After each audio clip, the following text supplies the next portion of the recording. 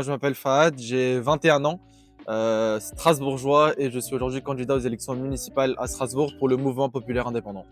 Quel a été le moment ou l'événement qui vous a donné envie de vous engager? Alors moi j'ai été président d'un collectif pendant plus d'un an, un collectif qui s'appelait la Maison des projets innovants, qui avait pour but de réanimer les quartiers à Strasbourg. Et en fait, forcément quand tu es au contact de problématiques tous les jours pendant un an, à un moment donné tu es obligé de passer ce cap-là. Et en fait, on menait des actions sociales dans différents quartiers à Strasbourg. Et par la suite, les habitants des quartiers, les papas, les mamans des quartiers nous ont poussé à passer le cap d'association à politique parce que on arrivait à mettre en place on arrivait à mettre en place des solutions ponctuelles, mais pour pouvoir améliorer le cadre de vie des Strasbourgeois sur le long terme, il faut passer par la voie politique. Avez-vous déjà traversé des moments de doute dans votre engagement?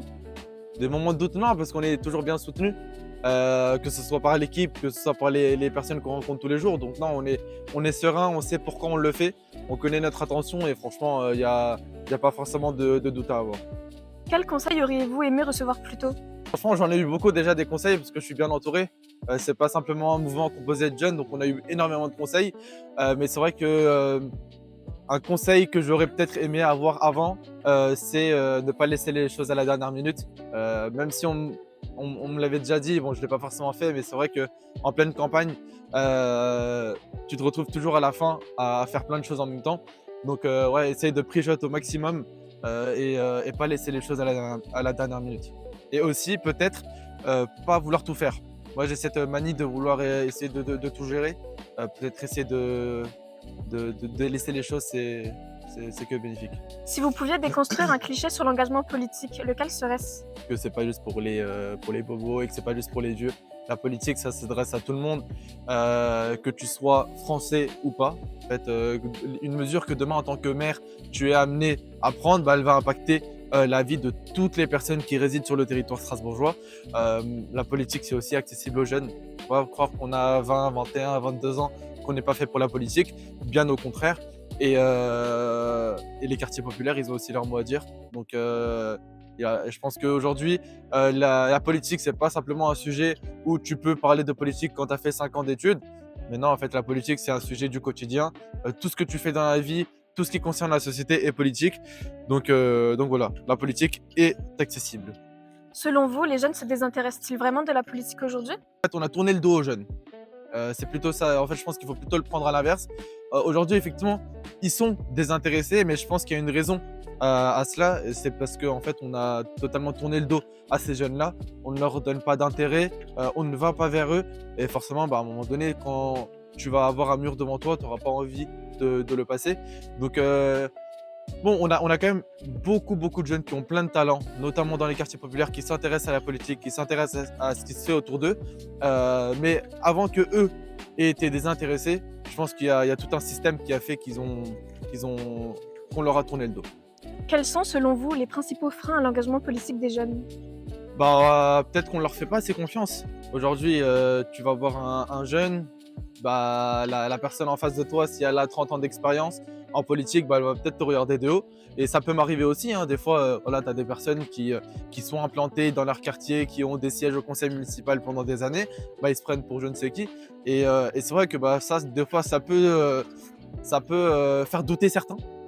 Donc je pense que ça, c'est un frein, effectivement, le fait qu'on n'accorde pas cette confiance aux jeunes. Et en fait, simplement aussi rendre accessible les questions politiques, c'est très important. Rendre accessible l'actualité, permettre, en fait, donner des espaces à ces jeunes pour pouvoir s'exprimer, c'est très important. Et je pense qu'aujourd'hui à Strasbourg, on met pas encore assez en avant les jeunes, à part pour de la pseudo-communication avec le conseil des jeunes peut-être à Strasbourg, mais ça ne suffit pas. Je pense qu'il faut aller au-delà, je pense qu'il faut vraiment mettre cette jeunesse au cœur de la démocratie participative à Strasbourg. Quel est le message le plus important que vous aimeriez transmettre aux jeunes aujourd'hui? C'est qu'il faut commencer très tôt. Je pense que les années qui arrivent vont être de plus en plus compliquées.